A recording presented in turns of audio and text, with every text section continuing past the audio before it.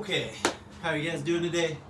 It's your man, it's Zombie Man, coming at you with the last how to play guide. Today we're gonna cover Mirage, and let's hop right into it. What is Mirage? He's a hyper carry.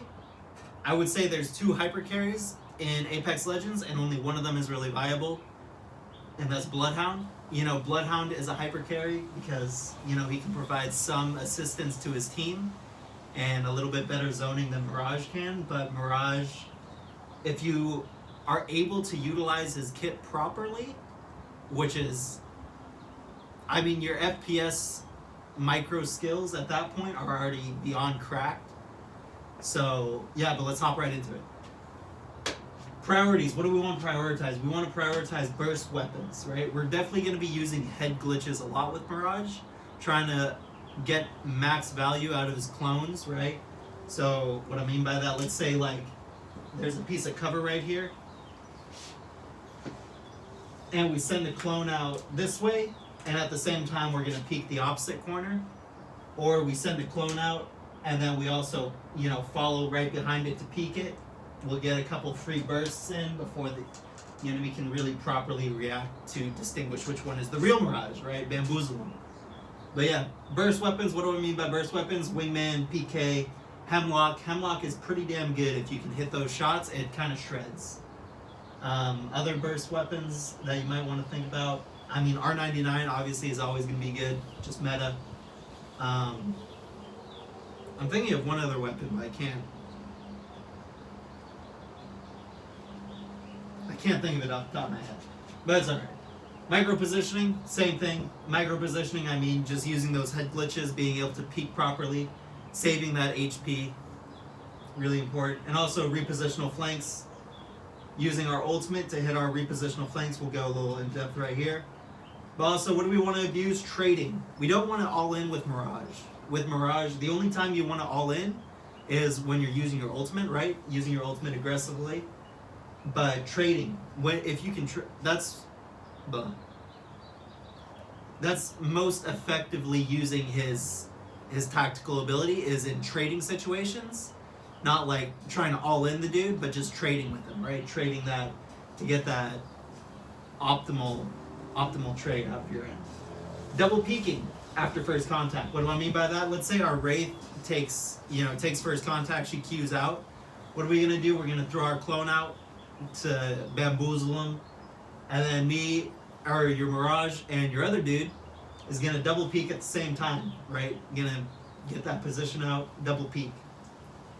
But also another thing that Mirage is really good at doing is clearing buildings and clearing open areas, right? Something that you can do is, you don't do this with Mirage, but send a clone out and then one of your teammates follows right behind him, right? So let's say, or just follow right behind the clone. But, just like, for example, a really good place to use his clone for clearing is at that big building in Sorting Factory and the big building at Refinery, I think it is. Right, the landing zone closest to Epicenter. Those two buildings are pretty much the exact same. And what you can do is just throw your clone out, right on the train tracks, and then have one of your teammates follow right behind him, like 5 meters behind, and that looks really similar to an actual team formation.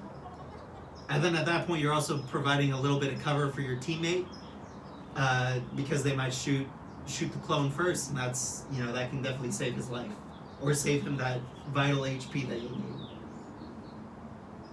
But yeah, let's go into our little diagram right here, right? We have our kill zone, we have our repositional flanks, and we have our blind zone. So that's right. This is our team zone. We're right here. How are we going to use his ultimate? We want to use our ultimate going this way. If we're on the aggressive, right, we want to use it hitting those repositional flanks. We do not want to use it going right into the kill zone, right? You don't want to just pop your... I got chickens as pets right here. There's a little chicken right here. Oh, shoot.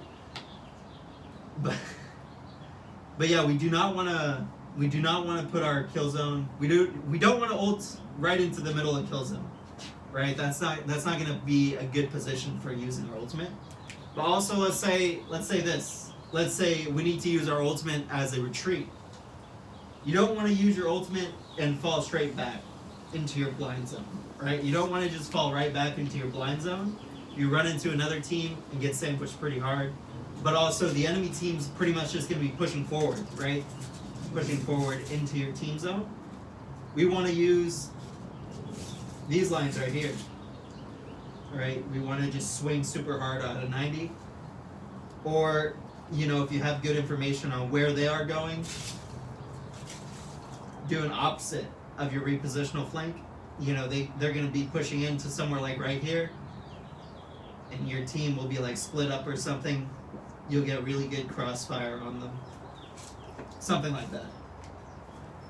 Yeah, quick guide for Mirage. He's definitely not one of the best legends. I definitely think he could use a buff. One thing that they could change about him is maybe just his clone speed, right? To when, instead of where, you know, his clone just pops out, maybe instead of just popping out of him, maybe, you know, you have like an area you can point your clone to where he pops up, and then he starts walking.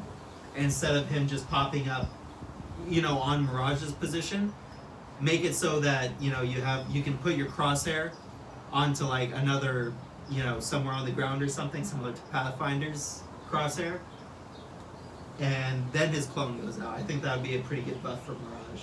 But yep, super quick. Yeah, it's your man.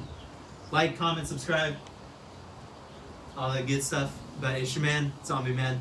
I'm out. Peace.